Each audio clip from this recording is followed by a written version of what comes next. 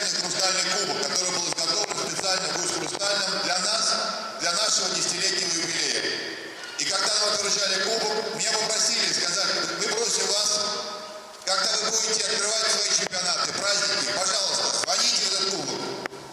Это звон будет разлетаться по всей России, и из года в год будет собирать новых спортсменов во славу нашей Родины. Вот эту традицию мы плетем, этот кубок хранится в Федерации, и наши все значимые события мы начинаем со звона этого кубка. Поэтому я прошу прийти самых юных спортсменов сюда. Мы с ними сейчас позвоним и откроем наш турнир в честь 25-летия Федерации.